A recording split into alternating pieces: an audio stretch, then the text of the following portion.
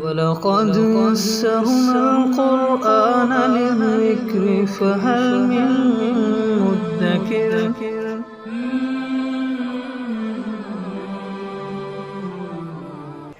سورہ فجر اعوذ باللہ من الشیطان الرجیم بسم اللہ الرحمن الرحیم والفجر ولیال عشر والشفع والوتر واللیل اذا یسر۔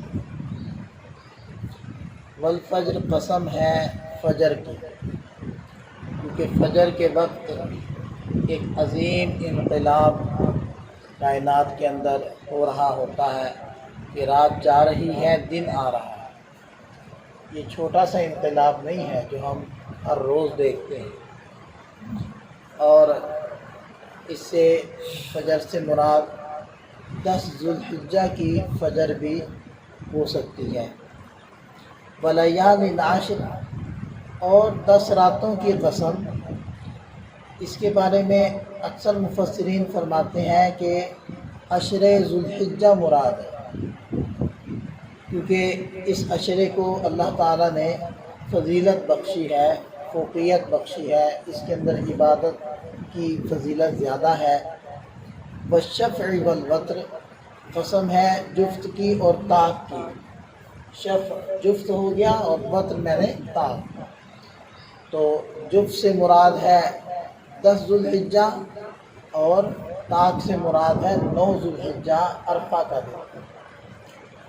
ان آیات میں عشر ذوالحجہ کے مختلف دنوں کی قسم اللہ تعالیٰ نے کھائی ہے، چونکہ عربوں کے نزدیک، جو اسلام نہیں بھی لائے تھے، مشرکین تھے، ان کے نزدیک بھی اس عشرے کی اہمیت تھی اور فضیلت تھی، کیونکہ حج تو پہلے بھی ہوتا تھا، اور عرب مشرکین وہ مشرک ہونے کے باوجود حج کے مختلف امور، اسی طرح بیت اللہ کی مختلف خدمتیں سر انجام دیا کرتے تھے اور اس کو سعادت سمجھتے تھے۔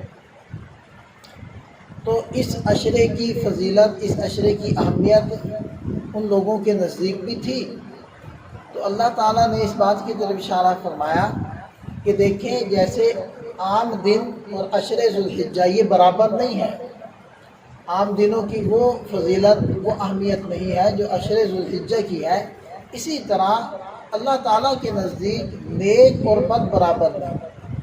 نیکوں کو ان کی نیکی کا بدلہ ملے گا، اور گنہگاروں کو، نافرمانوں کو ان کی نافرمانی کا بدلہ ملے گا۔ تو جیسے عام دن اور عشر ذوالحجہ برابر نہیں ہے، اسی طرح نیکوکار اور بدکار یہ برابر نہیں ہے۔ واللیل اذا یسر، اور قسم ہے رات کی جب وہ چل پڑے، یعنی رات جانے لگے۔ حل فی ذلک قسم لذی حجر، کیا عقل والے کے لیے یہ قسمیں کافی ہیں یا کافی نہیں ہیں؟ یہ قسمیں کھانے کے بعد اللہ تعالیٰ نے ارشاد فرمایا الم تر کیف فعل ربک بعاد، کیا تم نے نہیں دیکھا کہ تیرے رب نے قوم عاد کے ساتھ کیا کیا؟ ارم ذات العماد، جو اونچے اونچے ستونوں والے تھے، ارم کی قوم میں سے، یعنی قوم عاد کا جو دادا تھا اس کا نام تھا ارم، تو اس کی طرف منسوب کر کے فرمایا۔ اور اونچے ستونوں سے مراد ایک تفسیر تو یہ کی گئی ہے کہ چونکہ ان لوگوں کے قد کاٹ بڑے اونچے اونچے تھے، تو ان کو تشبیہ دی گئی ہے اصل میں ستونوں کے ساتھ، ایسے تھے لمبے تڑنگے جیسے کہ ستون ہو۔ اور دوسری تفسیر یہ ہے کہ وہ لوگ جب گھر بناتے تھے تو بڑے بڑے ستون بنایا کرتے تھے، تو یہ اس کی طرف اشارہ ہے۔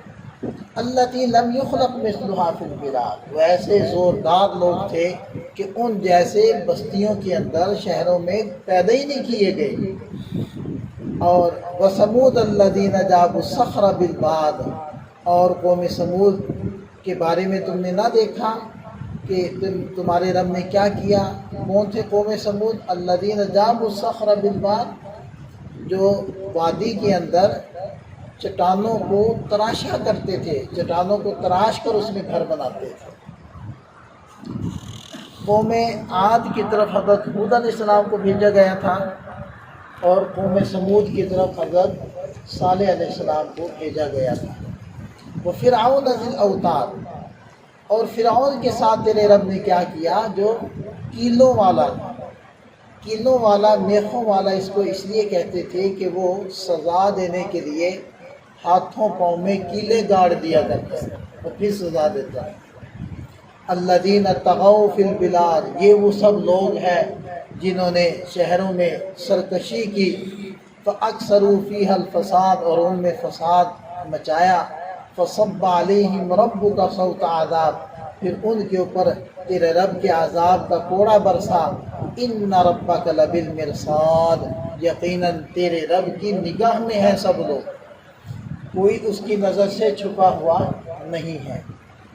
فَأَمَّا الْإِنسان، بہرحال انسان، اذا ما ابتلاہ ربہ، جب اس کا رب اس کو آزمائے، فَأَكْرَمَهُ، پھر اس کا اعزاز کرے، یعنی کہ اس کو خوب رزق دے فراوانی سے، وَنَعَمَ، اور اپنی نعمتیں دے، فَيَقُولُ رَبِّي أَكْرَمَنِ، تو بندہ کہتا ہے کہ میرے رب نے میرا اعزاز کیا، مجھے نعمتیں دی ہیں۔ وَأَمَّا إِذَا مَا ابْتَلَاهُ، اور بہرحال جب اس کا رب اس کو آزمائے، فَقَدَرَ عَلَيْهِ رِزْقَهُ، اس پر اس کے رزق کو تنگ کر دے، فَيَقُولُ رَبِّي أَهَانَنِ، تو وہ کہتا ہے کہ میرے رب نے میری توہین کی۔ کَلَّا، ہرگز ایسا نہیں ہے، یہ توہین کے لیے یا عزت دینے کے لیے اللہ تعالیٰ رزق میں کمی بیشی نہیں کرتے، بلکہ یہ اس کی حکمت کا تقاضا ہے۔ اسے پتہ ہے کہ جس کو اس نے خوب رزق دیا ہے، اگر اس کو اتنا رزق نہ دیتا تو شاید وہ فرما بردار نہ رہتا۔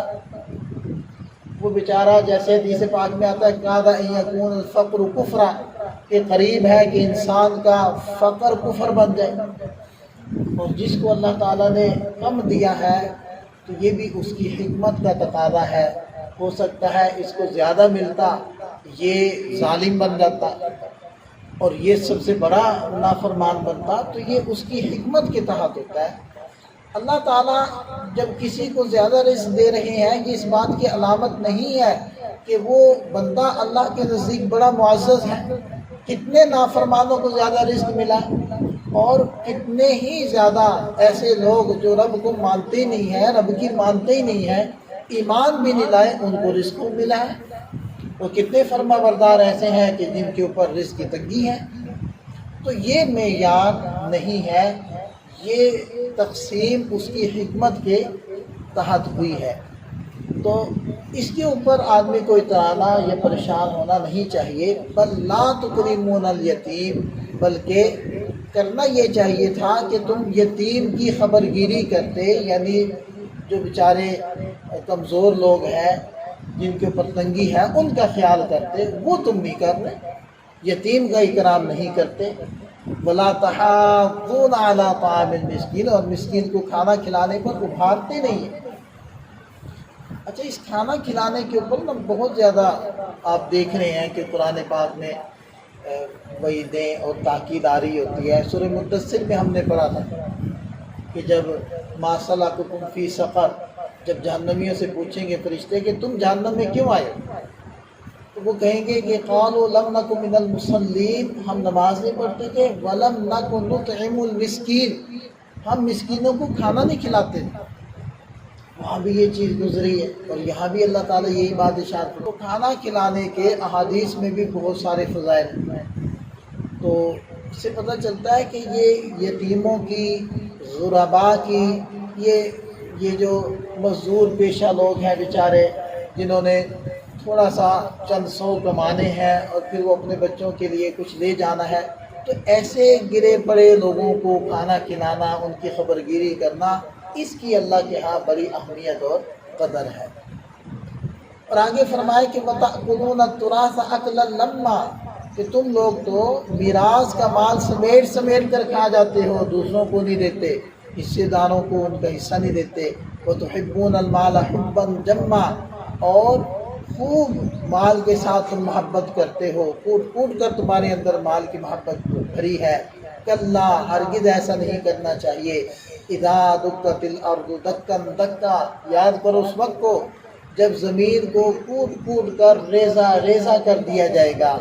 وجاء ربک والملک صفا صفا، اور تیرا رب اور فرشتے صف باندھ کر آئیں گے، صف باندھ کر فرشتے بھی آئیں گے. کہاں؟ میدان محشر میں. وجیء یومئذ بجہنم، جس دن جہنم کو لایا جائے گا. یومئذ یتذکر الانسان، جس دن انسان نصیحت حاصل کرے گا، اس دن اس کی آنکھیں کھلیں گی، اس دن وہ یقین کرے گا. لیکن وَأَنَّىٰ لَهُ الذِّكْرَىٰ، اس وقت نصیحت حاصل کرنے کا موقع کہاں رہا؟ اب تو موقع ختم ہو گیا. وہ تو دار الجزا ہے، یہ دار العمل ہے. یقول یا لیتنی قدمت لحیاتی، انسان کہے گا کاش میں اپنی اس زندگانی کے لیے کچھ آگے عمل بھیجتا. فیومئذ لا یعذب عذابہ احد، اس دن کوئی بھی تیرے رب کی طرح عذاب دینے والا نہیں ہوگا. ولا یوثق وثاقہ احد، اور تیرے رب کی طرح جکڑنے والا بھی اس دن کوئی نہیں ہوگا.